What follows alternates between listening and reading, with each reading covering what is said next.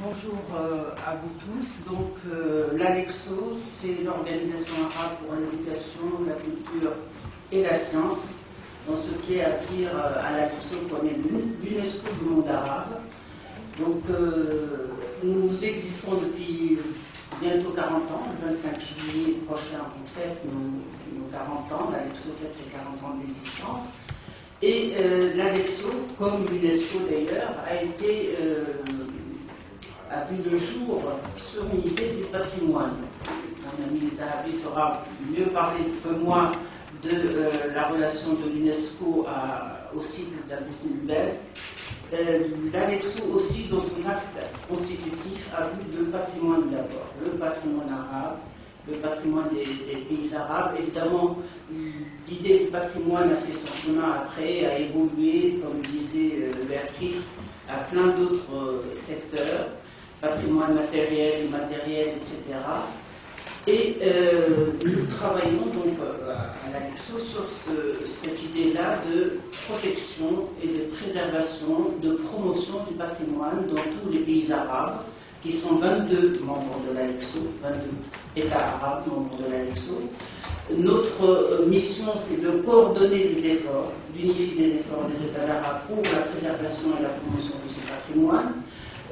Nous agissons beaucoup sur les politiques culturelles des États arabes, par des conférences des ministres chargés de la culture, par des conférences périodiques aussi des experts du patrimoine dans le monde arabe, de toutes les institutions qui se chargent du patrimoine. Nous travaillons beaucoup sur la formation aussi des personnes liées à ce domaine d'activité dans les États arabes. Nous avons un travail normatif, à l'instar de l'UNESCO, qui, bien sûr, aspire à unifier les législations arabes, mais aussi à créer des banques de données des législations arabes existantes et d'orienter ces législations à être en conformité avec les conventions internationales dans le domaine du patrimoine. Nous constituons donc beaucoup de bases de données, nous en avons pas mal sur le site de l'ALEXO. Et le dernier volet de notre activité, évidemment, c'est la coopération avec les organisations régionales et internationales qui s'occupent du patrimoine. Notre coopération essentiellement dans le domaine de la formation va à l'ICROM, mais surtout nos liens sont très très solides avec l'UNESCO. Nous travaillons beaucoup avec l'UNESCO parce que les 22 États membres de l'ALEXO, dont l'Égypte évidemment, sont membres en même temps de l'UNESCO. Et notre travail comme ALEXO, comme organisation arabe, consiste à coordonner les efforts des États arabes dans des rendez-vous très importants à l'UNESCO, comme la réunion annuelle du Comité du patrimoine mondial.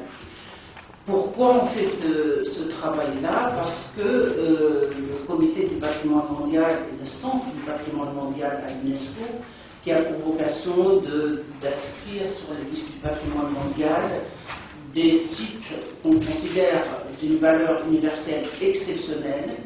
Malheureusement, pour inscrire un site sur la liste du patrimoine mondial, il faut constituer des dossiers très élaborés, etc. Et nous, dans le monde arabe, nous n'avons pas les compétences requises pour instruire des dossiers comme il faut. Si bien que tout à l'heure, monsieur indiquait des chiffres de différence entre le nord et le sud.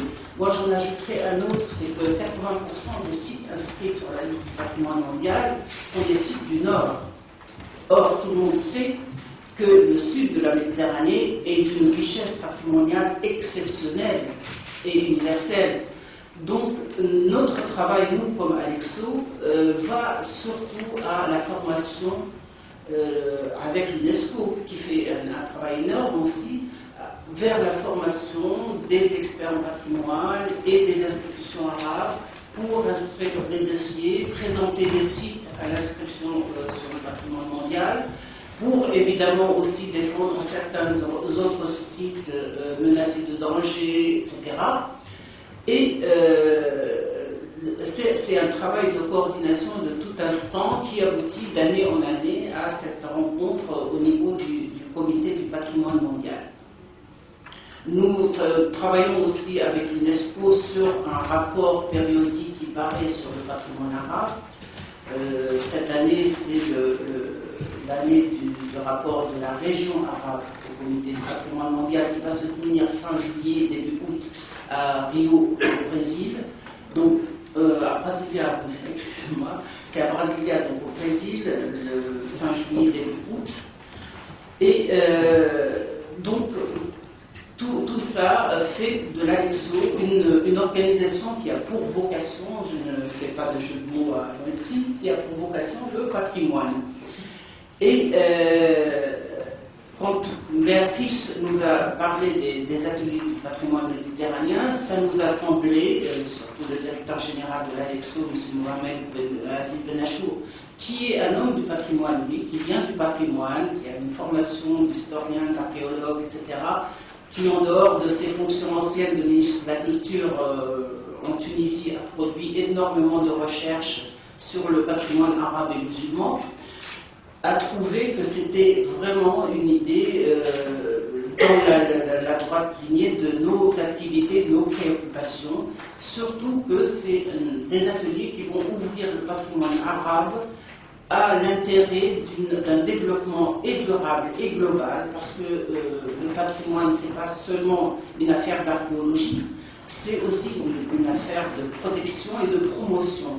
Et la promotion maintenant d'un site de patrimoine ne peut pas se faire en dehors de son environnement immédiat et même plus large. Le tourisme, bien sûr, mais toutes les activités qui peuvent éclore autour d'un site sont bons. Ce qui nous a intéressé, évidemment, c'est tous les aspects de ces ateliers, mais un point précis nous a retenu notre attention plus particulièrement, c'est l'ouverture des jeunes au métier du patrimoine. C'est vrai que pour les jeunes, la plupart des jeunes, pour eux, le métier du patrimoine, c'est le métier d'archéologue, et encore, c'est pas toujours très intéressant pour certains d'entre eux maintenant. Or, autour du patrimoine, il y a énormément de métiers qui peuvent représenter des débouchés pour les jeunes, des débouchés intéressants et des débouchés qui pourraient aussi les concilier avec leur identité ou les concilier avec leur identité et avec les autres en même temps. Et c'est là où ces ateliers contribueront, moi j'en suis certaine, à cette idée de découvrir l'autre et de se rapprocher les uns des autres. Bon, on a proclamé cette idée 2010, année internationale de rapprochement des cultures à l'ONU. Pourquoi pas? C'est une bonne occasion peut-être pour, à travers le patrimoine, à travers les métiers des jeunes, à travers ces bourses qui sont quelque chose de formidable, quoique limité sur le nombre, mais c'est formidable, rapprocher les jeunes de leur patrimoine, de leur identité, mais aussi du patrimoine des autres et de l'identité de l'autre. Et je trouve que c'est de cette manière-là qu'on s'apprend à se respecter mutuellement. Voilà pourquoi on a tout de suite adhéré à cette idée des ateliers, pourquoi le directeur général de l'Alexo a tenu lui-même à être présent à cette journée du 25 mai. Donc, merci Vocation du patrimoine, merci à la Caisse des dépôts et merci à tous ceux qui contribueront et qui contribuent déjà largement à la réussite de cette manifestation.